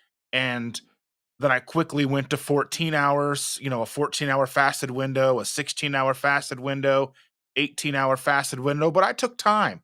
I was very slow and deliberate with that incremental increase, not to do it to where it was uncomfortable, but more intuitive, to where it was just, I'm cool. I'm still okay.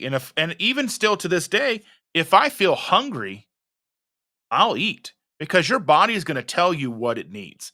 And that's, I think, one of the biggest benefits to this. One of the biggest benefits and one of the most underrated successes that we can find with this lifestyle is the fact that we have significantly less noise as far as input or feedback with our bodies, to where when our body tells us something, we hear it loud and clear. Hey, I'm hungry.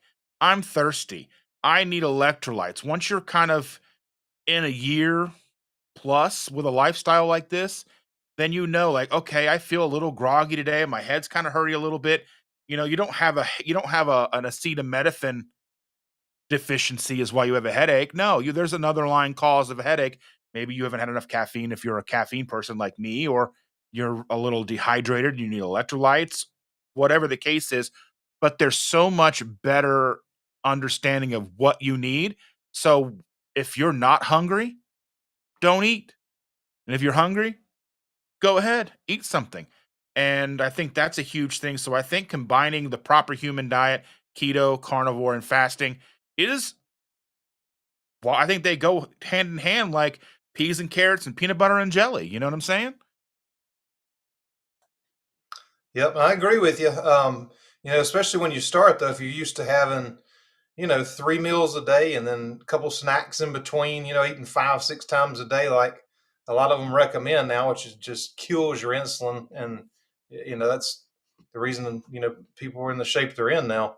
The easy way to start is first just cut out the snacks. But I do intermittent fasting every day. I probably at night sometimes, sometimes it's 9 o'clock when we get to eat. Sometimes it's later. But the next morning I'm fine. I don't need to eat. A lot of times I'll just do, I'd say 1 meal a day, but then I have the appetizer, the dessert, and I can eat enough at one sitting. I can eat. So I can eat enough to get what I need with 1 meal. But a lot of times lately I've been having two a day.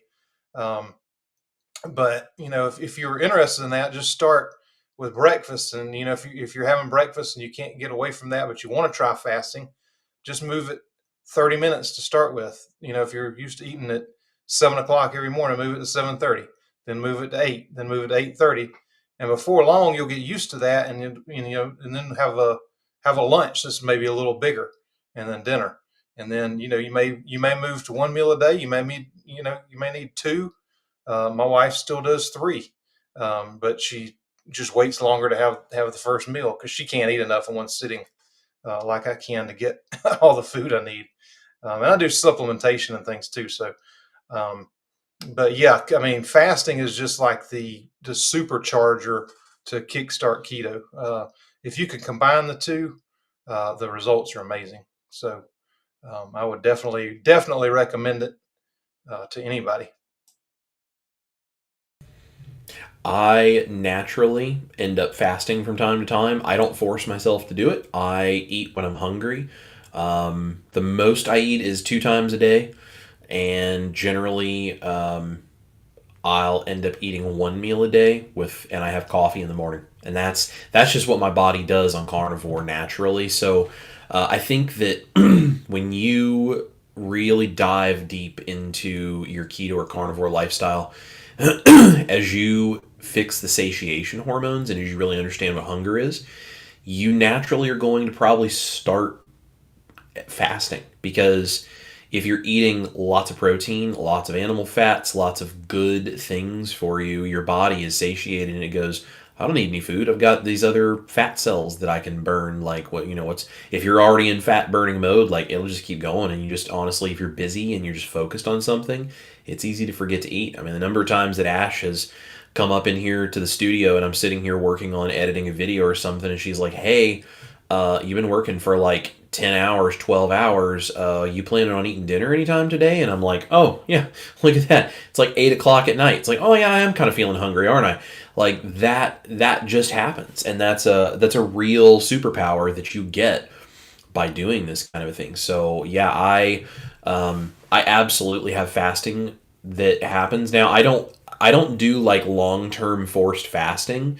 Not that it's necessarily a bad thing or anything. It's just not something that I really have done. I've done it a couple of times, but it's not something I try to consistently do. But there are some benefits, it seems, to maybe occasionally doing that. And if that works for you, that's cool too. But I think some intermittent fasting naturally happens when you're getting the proper amount of fat and protein in your diet. Yeah, and one more thing I wanted to add there too. If you're new to intermittent fasting, you wake up and you've been moving that window back, like I said, from 8 to 8:30 to 9 or whatever, and you feel like you're hungry in the mornings, do some electrolytes or do some salt in your coffee or whatever. Wait 10, 15 minutes, and there's a good chance that is going to go away. That it wasn't really hunger; it was just kind of a feeling that you get, and then a little bit of electrolytes, because in the mornings you're depleted in that. So if you're just starting with that, that's a good tip to know if you're really hungry or not. And if after 15, 20 minutes of doing that you're still hungry, eat.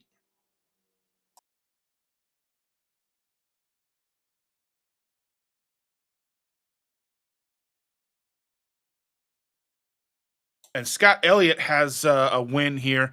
My triglycerides went from 636 to 72 in 4 months. The doctor still wants to put me on a statin, but I'm resisting. That is insane on both levels. It's insane that you have gone that far that fast. And I wish I could. I know that Chris just did a little techno thing for you, and I would do some. Here, let's see. Here's some balloons.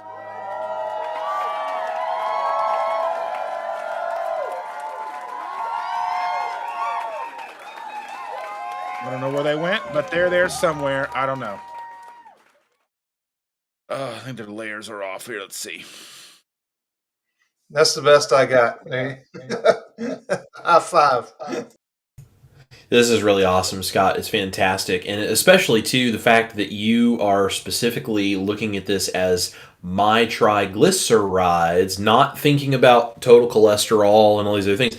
My triglycerides, the fact that you're tracking that, you're already one step ahead of the game. And the fact that you're resisting the statin, good for you. Good for you. You are informed and you are taking care of your body. That's amazing. Yes, And it is. let's see. I know we had more up here. I just want to make sure we're not missing anything. And the doctor's always going to want you on a statin, because then you're a customer. So you got to keep going back. If you get healthy, they lose a customer. Neuroencoder says, I was in a wheelchair for 18 years, severe type 2 diabetic for 21 years, 6 insulin shots a day. Now I'm not. Take a moment and just soak up the sheer gravity of that situation. Imagine for a moment living that lifestyle and then finding a way out. It's like you've been able to accomplish what they say was impossible.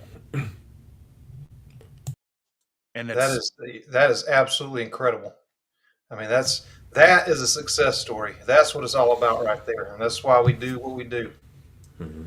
When we're saying keto and carnivore can absolutely change your life, this is the level of possibility that exists. And it may not happen for everybody, but it's certainly not going to hurt to give it a shot. And if you don't assume that nothing can help whatever the thing is you're struggling with, and you dive into this and say, you know what, miraculous results are possible, and you go for it and you give it a try, you don't have any idea how far you might be able to get. That's why all of us are so just excited constantly about what keto and carnivore can do. Because I mean, like, look at this. Like, this is how do you argue with someone who's standing in front of you saying, I spent 18 years in a wheelchair, tell me this diet's not good for me now?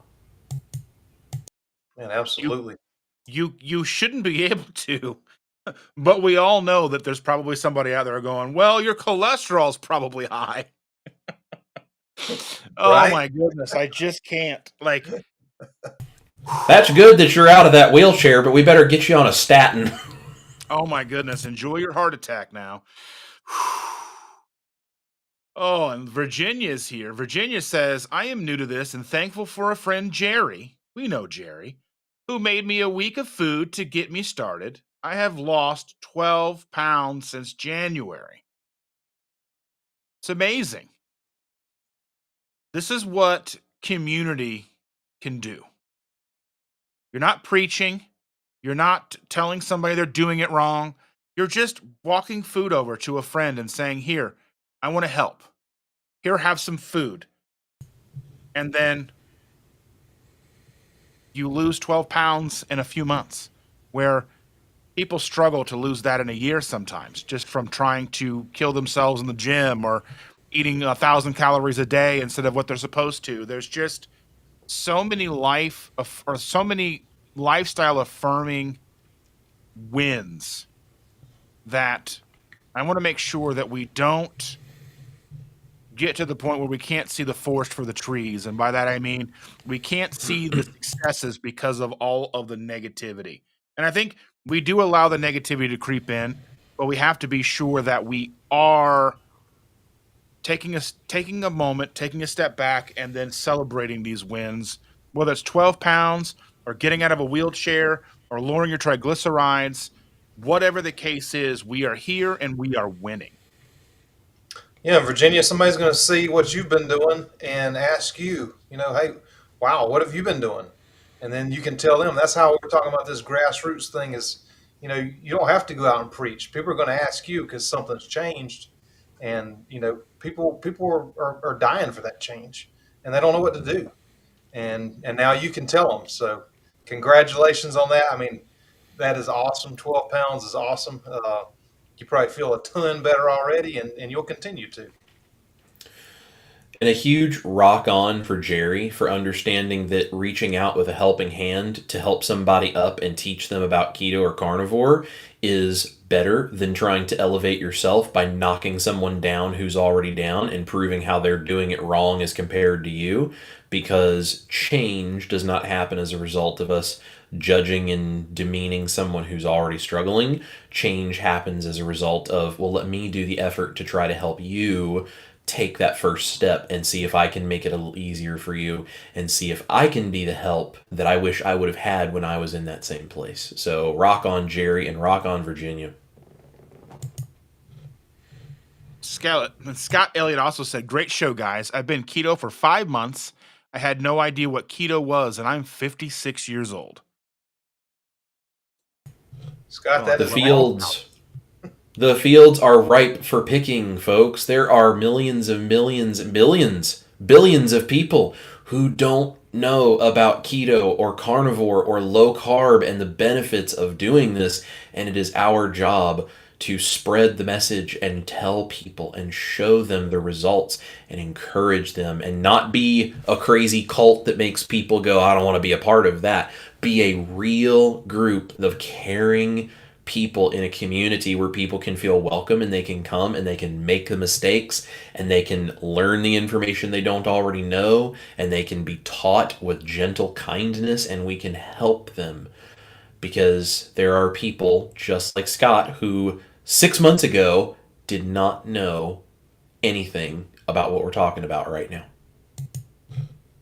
And just like this morning, when I was live this morning, I had Caleb, Carnivore Quest. Caleb was in the chat, and it's going to take him. It's going to take people just like Caleb, who's 16 years old, because I was talking to the chat, because a majority of the people on my chat this morning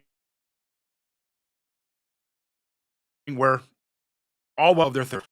We're preaching to people who are trying to claw their way back. We're sitting here trying to help those who are already clawing and fighting for survival.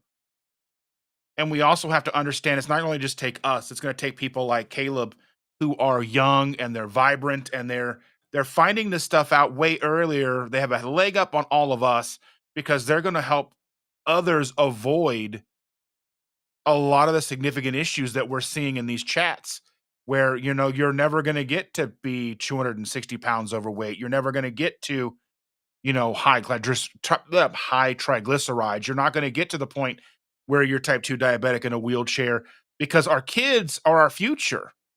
They truly are. And I mean, if you know who Randy Watson is, that's what he sung about. And, you know, just understanding that we are doing what we do.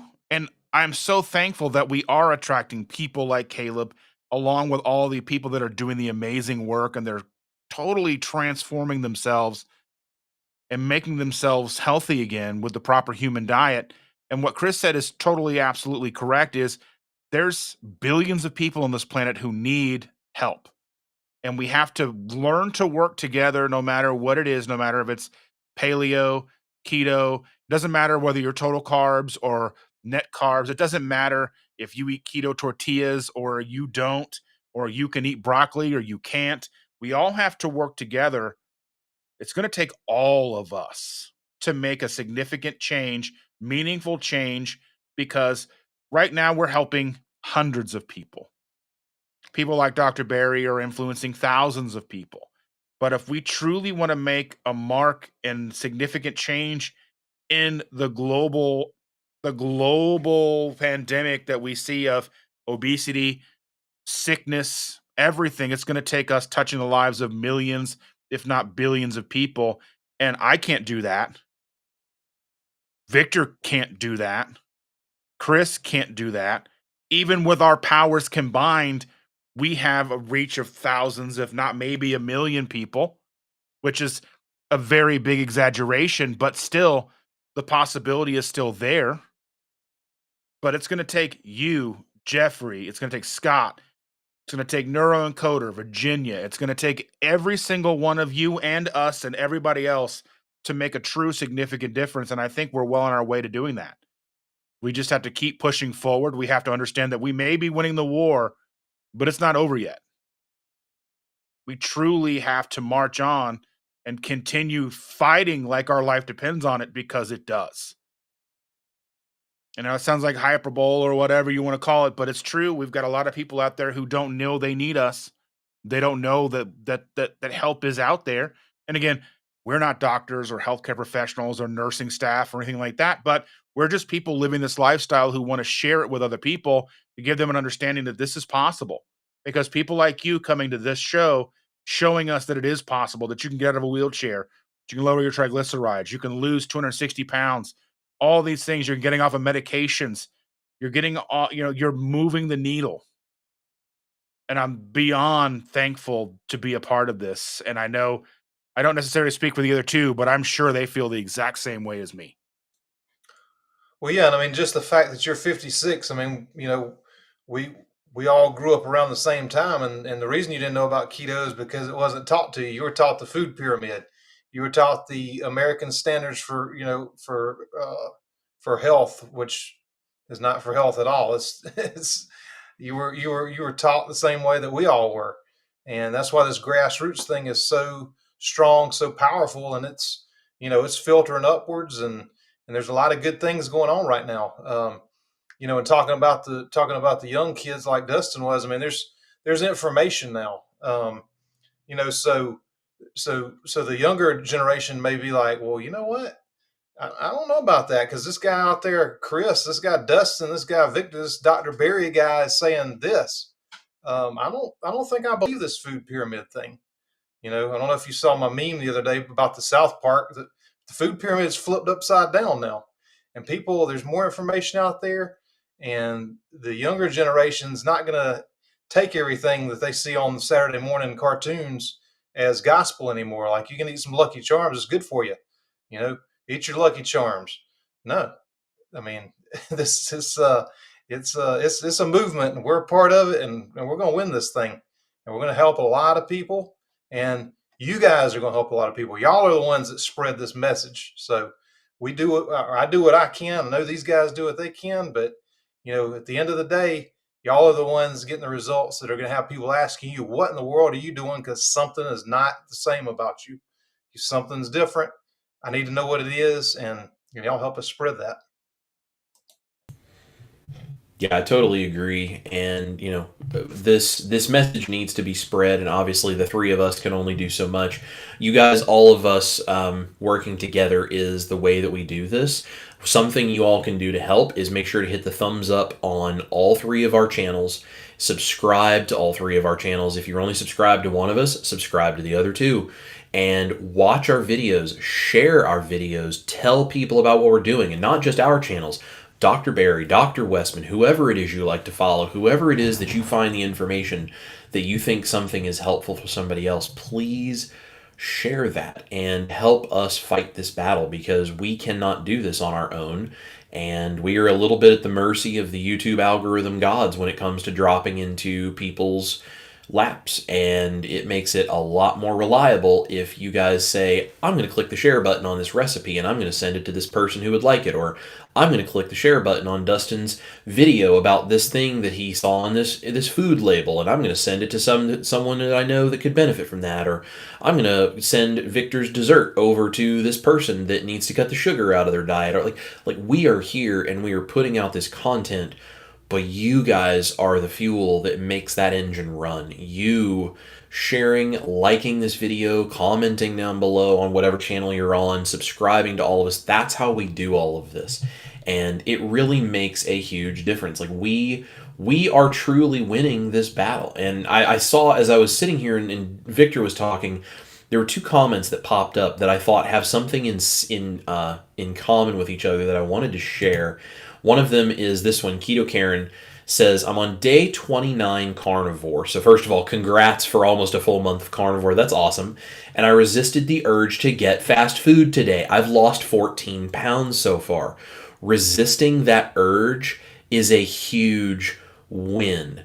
And this is something we need to recognize. This is a journey. And when you are able to resist the urge that you know comes from your previous lifestyle, and you say, no, I'm not going to do that today, that is a huge, huge step, because you just gave your brain one step further of freedom from being hooked on those things. And that is not something that should be underestimated, how important that is. As someone who is a binge eater, and fast food is like my go-to thing, like go through the drive-through and just make myself sick with so much food, I can tell you it is hard when you have that thing in your brain that fires, that suddenly you're thinking about going through that drive-through and picking up whatever that fast food is. Resisting that is hard, and in the moment it's very emotional and it feels very difficult. So Karen, I am proud of you. Congrats for 29 days on carnivore, for losing 14 pounds, which is massively cool, and also for resisting that urge for those crazy fast food things, right? Like being able to resist that. So there was that comment. And then the other one is right here. Steven says, I started keto 15 months ago and have lost 86 pounds. Okay, so first of all, huge weight loss. That's awesome.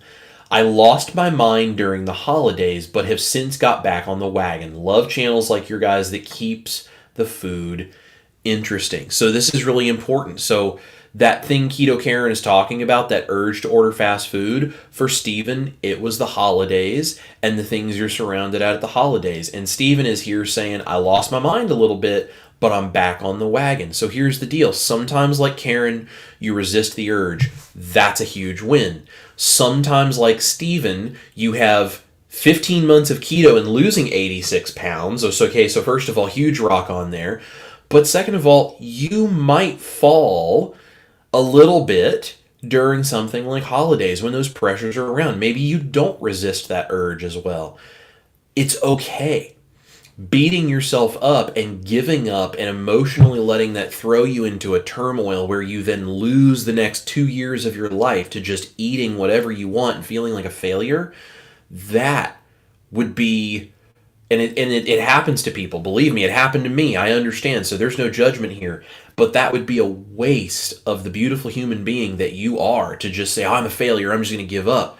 You don't have to do that. Be like Steven. And if you say, I'll lose my mind, get back on that wagon and come to places like KetoSimple and Southern Keto and Chris Cooking Nashville and Dr. Barry and Dr. Westman and whoever else that is you like. Come to these places. Ask for help, Ask for the community to support you. Come to my private community. These two guys are in there. The three of us and a whole bunch of other people are there. And tell us, guys, I'm struggling. I need the band to be behind me and help me. Do you have ideas? Do you have suggestions? How do I not let this happen next year when the holidays come around? Whatever. That's what we are here for. Because you cannot do this alone. No matter how strong you think you cannot do this alone. And you don't need to be embarrassed or feel bad if you're struggling. If you're like Steven and you say, I lost my mind during the holidays, excellent. Come here and let us support you and tell you that you are still just as valuable, just as capable, just as successful. We just got to get you back on track or help you. And it looks to me like Steven has done exactly what Steven needs to do. They're here in the chat. They're talking about this with the community. They're back on the wagon, and they're using the channels right here to inspire them to keep the food interesting, and they're using the tools to make sure they're continuing to be successful. So congrats, Steven, and thank you and Keto Karen both for sharing those successes. I just wanted to touch on those because I thought that was a really cool kind of flip side of that coin image right there, back to back. And I wanted to touch here on Sharon. Sharon put in, I dropped my glucose from 800, and 800 glucose is down to, with an A1C of 12 to 114 and an A1C of 6 by doing low carb, and lost 30 pounds since last August. See, that's what you can accomplish when you have the right tools, community support, and just a little bit better information. I mean, that is absolutely incredible. I mean, that's that. Wow, that is awesome. And that six is going to end up at a 5. Before long. I mean, that is absolutely incredible. And that's the success we're talking about. That's what's possible with keto. That's what's possible with carnivore, low carb. She said low carb. She may be doing 100 grams and 100 grams of carbs. I don't know what you're doing. But I mean, just the fact of changing to more whole foods, and what's working for you. Keep it up. Keep up the great work. I mean, that's absolutely incredible.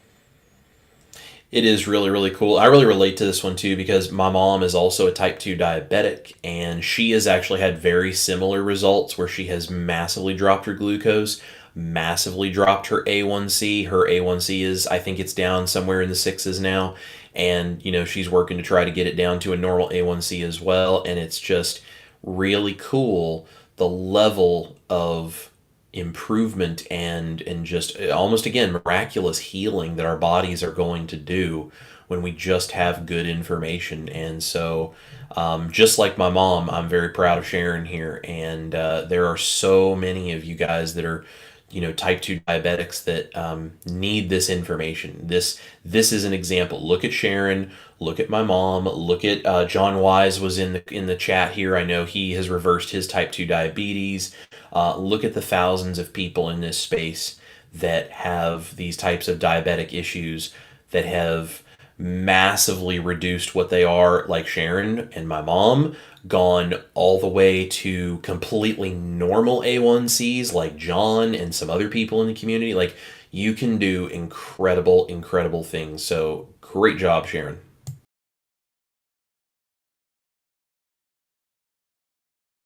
Love it. It's just so wonderful, the community. And this is one thing that Evelyn here shines with, is the positivity that Evelyn just puts out here. I know we call her Evelyn, but that's more just as an inside joke because my phone and my Android Auto said Evelyn when it popped up with a text message from her one day. But Evelyn says, people need to know how much you care before they care how much you know. And I think that speaks volumes. And I think that's kind of at the core of what the three of us do with our channels, what the bulk of us in these chats, in our communities, we care so much and we put so much into this, basically becoming, this basically becomes our sole community to a degree because we want to help so much. and we give so much, like, basically, I watch more YouTube than I watch regular TV. I'm always watching stuff. I cannot keep up with the amount of lives and amazing content that's out there. And that is with watching primarily YouTube content. I have my phone playing stuff all the time. I have it on my TV. I'm always trying to interact, and I try to make sure I respond to every single comment that comes in on my channel. Any comment that I get on Instagram or Twitter, wherever you can find me or wherever you can find these guys, we're in this. We're in this because we are so very passionate. We started this crusade because we are, whatever a word beyond passionate is. And we want to see your successes. We are your cheerleaders. We are here to make sure that you have the support you need. We're here to make sure that your voices are heard, your accomplishments are seen, and it just brings me the most joy and satisfaction seeing all these amazing comments and all the successes and progress and strides towards becoming a better you that you've been able to accomplish. And I mean, words really don't do it justice for me. So I'm going to be quiet and let the other guys talk. Yeah, I mean, now I wanted to touch on one thing that was mentioned earlier, that Chris read the comment about the keto and keeping things interesting. Um, I've been obsessed with health and nutrition and wellness for like 30 years. I mean, I've talked about my background before. Um, I read the Carnivore Code by Sean Baker when the book, it was probably maybe a year after it came out or whatever. And that was the point where I'm like, this is not for me. A great book, awesome book to read. But I couldn't do it. Well, so the way Dustin was talking about YouTube, so I was on YouTube one day, caught a video by Wes, high falutin low carb, and he was making this dude's carnivore mashed potatoes, and I'm like, hang on now, that doesn't match up with what this book that I read, and so I'm like, man, there's no way, and so anyway, I made that recipe, and I'm like, okay, so carnivore doesn't have to be just this. I'm like, all right. So I had to go out and immediately make a video about it for the 3 people that were watching me back then. I'm like, this stuff is great.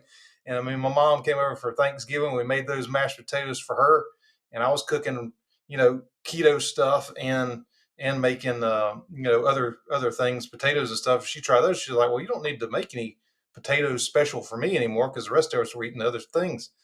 And so that right there is just how powerful keeping food interesting can be. I mean, you can still be carnivore and have mashed potatoes, or I mean, that taste like mashed potatoes. And so, I mean, the sky's the limit with what Chris is doing for carnivore now. I mean, it's doable for everybody that wants to do it now, where it wasn't before. I mean, I've tried some of those old carnivore recipes. Trust me, not Chris's, but some of the other ones. I'm like, it's just not going to work for me. But we're all trying to build on things and people that have come before us, and trying to elevate things just a little more to where, my initial goal of trying to make the standard American diet into the new standard American diet is kind of coming true. We're coming up with recipes and ways that you can have great food and be healthy at the same time. And to me, that's what it's all about. That's success. I mean, and it's showing in these comments. I mean, it's incredible the things that people are going through and coming out of because of the way they're eating, and then the things that come along to supplement that, and even to, bring even more optimal health to you. So congrats to all you guys that have shared your successes tonight. I mean, y'all are doing awesome. Congratulations. And, spread the word. People are going to ask you. So be ready. If you start keto, you start carnivore, you start whatever it is, just be aware. People are going to notice something's different about you. You've lost 50 pounds, 100 pounds, 86 pounds, 12 pounds, 4 pounds, whatever it is. People are going to ask you about it. So congratulations, y'all. Success. That's what it's all about. I agree, and I think that what's really cool is there's sort of a secondary layer of how this has all happened, because when I created the mashed potato recipe, I was thinking about my grandma's mashed potatoes that I used to eat when I was a kid, and it was my birthday every year, and she would make it, and I was thinking about it would just be really nice to have this. I never imagined that that would be one of those kind of pivotal moments in my life that led me down the path where I'm, now doing this whole thing full time. And in the process of doing this and the channel growing the way that it did, and me putting that video out, that's how I learned who Victor was. That's how we met. And I don't remember if it was that video or another one that Dustin first commented on the first time, and was like, "This looks great. I'm too lazy to make that, but it looks really good." and I was like, "Who's this clown?" And so I went on his channel and I found him, and I've since been able to become just really good friends and just brothers with these guys. And, we, much past whatever any of you guys ever see, we're like texting and supporting each other and talking about YouTube thumbnails and giving previews of recipes. And here's this video I'm getting ready to put out. And like, we're just supporting each other because it's hard to do this. And we all know. And so it's developed into, not just a thing that we collaborate doing this, but like friendship that goes far beyond that, and just being able to support each other. And it's something that I don't think probably any of us really imagined we would end up with when we began eating a keto diet or a carnivore diet or working on these things on YouTube or any of this kind of stuff. It's turned into a lot, and that's why we like to share so much of this and how we feel about all of this with all of you guys, because we want you to experience the amazing thing that happens when you not only fix your body, but you also enrich your life with all these other people doing the same thing. And there's so many amazing things that happen, and we're all very passionate about this. Like, I was approached. I was telling you guys that I would tell you a little bit more about. We're getting ready to write the Chris Cooking Nashville cookbook. I was approached by a publisher that wanted to come up with a deal, and so we made a deal on this, and so the publisher is going to be helping to put this in all sorts of places. So hopefully, if all goes well, the cookbook, when it is done, will end up in places like Barnes and Noble and Target and all of these major retailers where books are sold. And like, you guys want to talk about a way to start getting the carnivore diet in front of the mainstream, the people out there who are like, what the heck is that? Like, I'm going to do everything I can to write that book in a way that makes people go, what in the world is this? And then it keeps them reading and hopefully brings them some things to really change their lives. So that is going to be thousands of hours of writing, of editing, of work, of taking pictures, of doing recipe testing, between sitting at my computer and being in the kitchen, I'm just going to expect to be an exhausted mess for the next, probably 7 to 9 months. And I'm okay with that, because the payoff for that, of the thousands, maybe hundreds of thousands, maybe millions of people that it can reach, is going to be worth it. And the publisher that I'm going to be working with, you guys will hear more details as it goes along in the future, but the publisher we're going to be working with has international distribution, so we're trying to take this to as many places around the world as we can. It is a big deal for a keto or carnivore cookbook right now to be on a bookstore shelf, because people are buying them and they're seeing a spike in these kinds of things. So now is the time to do this. So we're going to be working on amazing things. You guys get ready for announcements of things like pre-orders and all that kind of stuff. It's going to be great. But I just want to say that, Dustin and Victor are not only amazing as YouTubers and just guys that support the low carb lifestyle in their own right, but they're just fantastic friends, and we have an amazing community. The three of us are really working to cultivate in our various ways, and I wouldn't be able to do what I do on a regular basis without these guys and their support and their friendship and the brotherhood that we have. And I really appreciate them, and we just want to share that with as many of you as we can. It really is a life-changing thing that goes way beyond just the food. So we have a lot of work to do. I have a book to write. Victor was telling me he's going to want to ask some advice after I go through it, because maybe we'll get him to do one too, and who knows, maybe we'll rope Dustin into writing something too. So, but we have a lot of work to do for you guys, and there's going to be a lot of really cool stuff coming. This is just the beginning of all of this, so get your friends, get your family, get all of these people, bring them here for Keto Crusade, get them subscribed to the channels, work with us, jump in, join us in the private community and be a part of the band, whatever it is you want to do. Just be here, be involved, and let's take this stuff and let's go to a completely new level with it, and let's absolutely change the world, because there's no reason that we can't. And if I was going to change the world, there's no two other people that I'd rather be doing it than side by side with these two guys right here. So we love all of you guys. We appreciate all of you so much, and I love these two guys and appreciate them so much, because they support me and keep me going in ways that they probably don't even fully understand. So there's a lot of success to be had. There's a lot of wins in front of us, and we are fighting, we are gaining ground, and we are winning little by little every single day doing this. And it is really an honor and a pleasure to just share the screen with these two guys. And the cinnamon, I mean, just the idea of how close we've come so quickly, and what we are able to do. Like I said, just starting off, like, this is the fifth one of these we've done.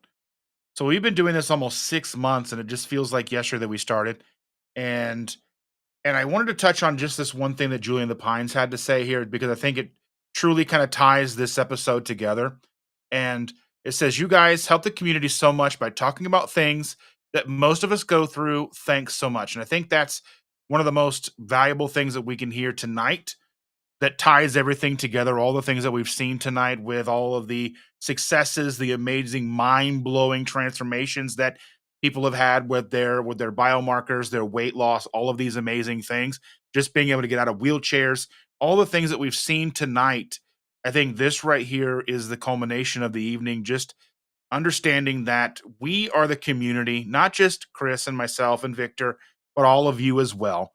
And if we didn't get to one of your questions, if we didn't get to one of your comments, join us next month. Reach out to us. Come over to Chris's community. Like he tells us, as Victor and I are over there, you can reach out to us individually. You can go in there and you can make sure that you are dropping your successes. If you don't want to be, known, you want to remain anonymous, we're more than willing to go ahead and share your story without letting anybody know who you are. We're here just to make sure that everybody is continuing success and finding the success that they are looking for. And I'm just overwhelmingly humbled by by all of you in the chat, by all of you who show up here on all of our channels, and these two gentlemen being friends of mine. It's I never thought that I would be in a situation like this when I started my YouTube channel 5 years ago. But even after doing it for over 2 years, just without a community, and then being able to find this community and be here with you guys is one of the most fulfilling things I've ever done in my life, and I'm so very thankful for that. So Yeah, and truly, I agree. Yeah, I mean, you two guys are awesome, great friends. Um, really enjoyed, you know, all the things we've done together and all the things that we're going to do in the future together. And we're talking about success a lot tonight. Um, these guys are helping, my success. I need some guys I can talk to like this. It's really hard doing what we do, and having brothers like this to talk to is absolutely awesome. And y'all remember, every success is not independent of failure. You're gonna fail. Edison failed 1,000 times before he finally came up with a light bulb. um, it's not so much about not failing. It's about, when you do fail, get right back up and keep going. And Chris, I do need to remind you, because this cookbook's getting closer. I think when we first made our first video together, where we did I think it was maybe it was the Philly cheesesteak video though. You told me I could buy the first copy of that cookbook, so I'm gonna hold you to that. I'm gonna need a signed copy, but from Mel, her paw print on that copy of the cookbook. Screw the author of that book. I want the dog's paw print as the autograph on that. That's right. That's right. I'm sure I will more than easily be able to set aside a couple of copies for my two favorite fellow YouTubers here on the Keto Crusade. So we'll make sure to make that happen when the time comes. And with that, I think that's it, gentlemen. I think we have had a successful evening. So many amazing comments, so many amazing transformations. And I just want to thank all of you so much for being here. Thank you, Chris and Victor, for being in my life, and all of you guys for being a part of this community. And with that, I love all of you. We'll see you guys. See y'all.